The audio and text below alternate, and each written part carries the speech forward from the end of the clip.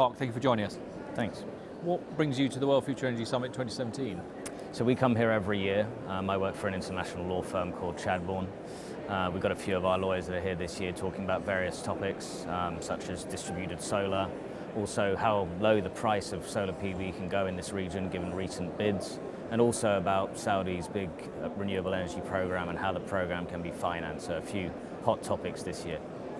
You've been out here for 5 years. Have you seen a change in the way that finance is structured?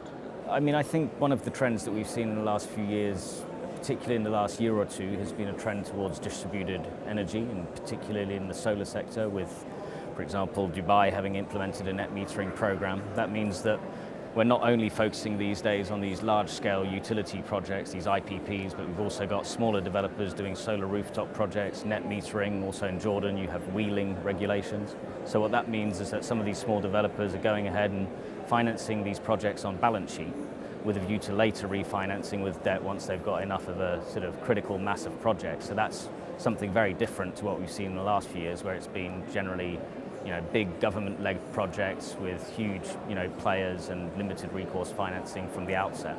There are a lot of people giving legal advice in this sector. Is it a growing market, and is there enough room for everybody to have a piece of the pie?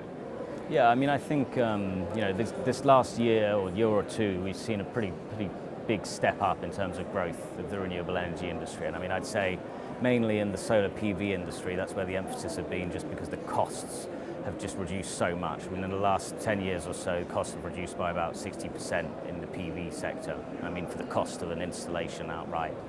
So that's led to huge growth in the sector here in the Middle East, in places like Dubai, in places like Abu Dhabi, in Jordan, and to a certain extent Egypt, although the program has had its challenges. So that's certainly led to a growth in the industry, but I do think that when you look at the pricing trends in the market, particularly on these big government procured projects, we're starting to realize now that on each of these projects as we move along, the competitive landscape is becoming narrower and narrower because there's only a select amount of companies that have that kind of cost of capital to achieve that kind of pricing.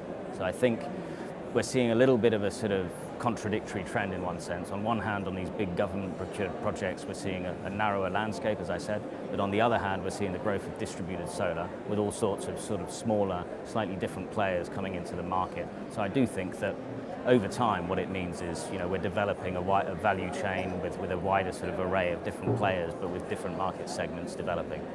Are there any challenges that are unique to this area of the world? I'd say one of the primary challenges, particularly in the distributed solar space, is a lack of regulation. It's still pretty early days. So I was mentioning net metering or wheeling just earlier.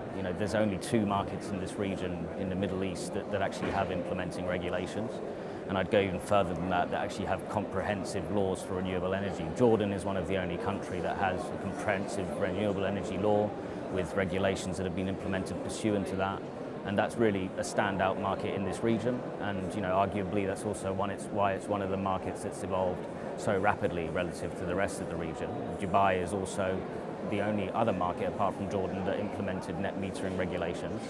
And I think in the distributed solar space, where it's not just a government procured project with everything that's set up for that particular project, you need laws and regulations in order to give certainty to investors. So there's a lack of that in the region, but that is changing. So just 2 years ago, Dubai implemented its net metering program. Abu Dhabi now has one in consultation, and I think we're going to see more and more of that, and hopefully that will lead to even greater growth. How do you think it's going to evolve? Looking sort of 5-10 years ahead, how do you think the market's going to evolve?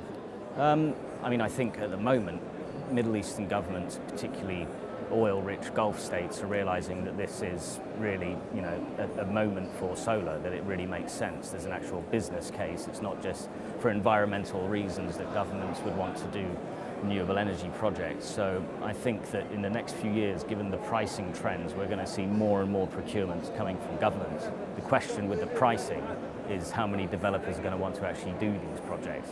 We see procurements with some of these big players.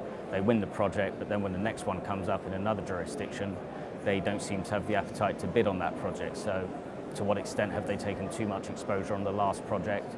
To what extent do they actually just want to focus on the last project and not, focus on other opportunities? We don't know. But clearly there is an issue, in this region with pricing, and so it remains to be seen how sustainable that is. But the key takeaway here is that it's a buyer's market. It's a moment right now for governments to capitalise on the reduction in the price of electricity generated by solar and other renewable energy sources. And I think we're going to see huge growth in that particular segment.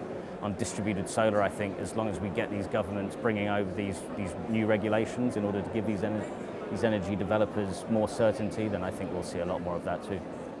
It'll be a very interesting space to watch. Well, thank you very much for your time. Thanks a lot.